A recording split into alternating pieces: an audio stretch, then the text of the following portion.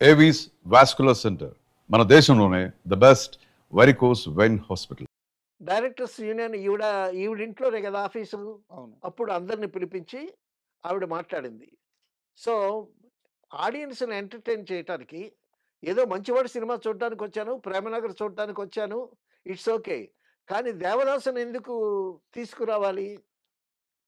అందులో పాత 'దేవదాసు' చూడ్డానికొచ్చాను అని ఆవిడ ఆ ఆ టాపిక్ ఎందుకు తీసుకురావాలి ప్రత్యేకంగా. ప్రత్యేకంగా? హ్మ్. అంటే ఆవిడ కావాలనే చేసిందిది. హ్మ్. కాబట్టి నేను చాలా హర్ట్ అయ్యాను. తర్వాత గుమ్మడి గారు union president, artist union president. హ్మ్. అప్పుడు గుమ్మడి గారి చేత చెప్పి, సో, దీన్ని డిసిప్లినరీ యాక్షన్ తీసుకోవాలి అని హ్మ్. లెటర్ రాసి సంజయ్ ఇవ్వమని పంపించారు. హ్మ్. ఆ లెటర్ తీసుకుందావిడ. వాణిశ్రీ గారు. వాణిశ్రీ గారు తీసుకున్నది. హ్మ్. వాణిశ్రీ గారు తీసుకొని, నేను అలవోకగా చెప్పానిది. హ్మ్. అంతేగాని నేను సంజయ్‌షి ఇవ్వాల్సినటువంటి ఇది ఏం లేదు. అది ఇదని ఆవిడ అనడం జరిగింది. అబ్బా! సో, విజయ నిర్మల గారు తక్కువదా? అప్పటికే మంచి డైరెక్టర్‌గా పేరుంది ఆవిడకి. అవును. మంచి ఆర్టిస్ట్‌గా పేరుంది.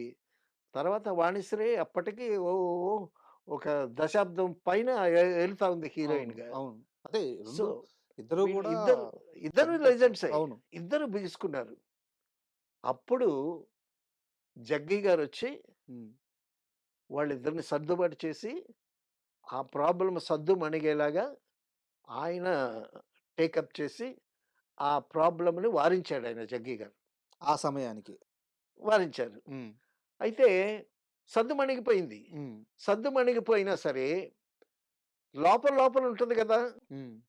నా దేవదాసుని కించపరిచేటట్టు మాట్లాడిందని ఈవిడకుంటది. హ్మ్.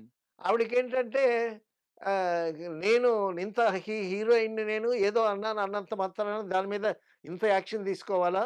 హ్మ్. ఆర్టిస్ట్స్ యూనియన్ నుంచి నాకు లెటర్ పంపించాలా? హ్మ్. అని ఆవిడ. తర్వాత కృష్ణ గారితో చెప్పింది విజయ నిర్మల గారు. మీరు ఆవిడతో యాక్ట్ చేయటానికి వీల్లేదని. హ్మ్. సో, కృష్ణ గారు భార్య మాట విని ఆవిడతో గూడా యాక్ట్ చేయలేదు. హ్మ్. తర్వాత కృష్ణ గారికి, వాణిశ్రీ గారికి కలిసిన సినిమాలే లేవు. అక్కడి నుంచా? అక్కడి నుంచి సినిమాలు లేవు. అబ్బా! సినిమాలు యాక్ట్ చేయలా. హ్మ్.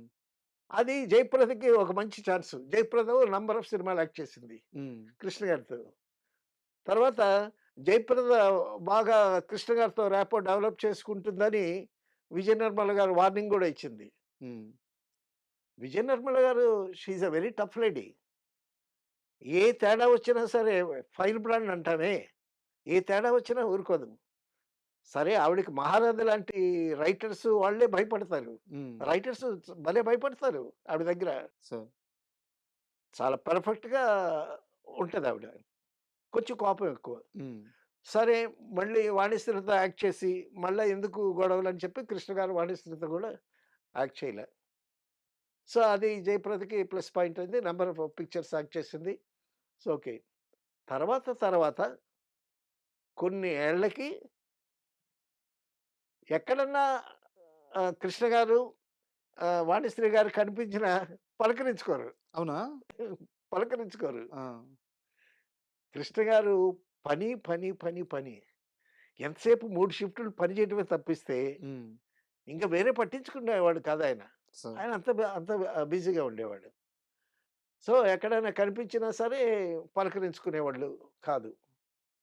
చాన్నాళ్ళకి కృష్ణ గారు వాణిశ్రీకి ఫోను చేసి, ఒక మంచి రీమేక్ ఫిల్మ్ కోసం, అందులో ఒక మంచి క్యారెక్టర్ ఉంది. హ్మ్. ఆహ్, నేను నేను హీరోగా చేస్తున్నాను. నువ్వు నా మదర్‌గా క్యారెక్టర్ చేస్తే మాత్రం చాలా బావుంటుంది అని ఈయన ఫోను చేసాడు ఆవిడకి. హ్మ్. సో, కృష్ణ గారు ఆ మనస్పర్ధ కూడా మర్చిపోయాడాయన. హ్మ్. అది మనసులో ఉంటే ఎందుకు ఫోను చేస్తాడు? ఆయన పని కోసం. ఆ! ఆ! సో, ఆయన ఫోను చేసాడు. హ్మ్.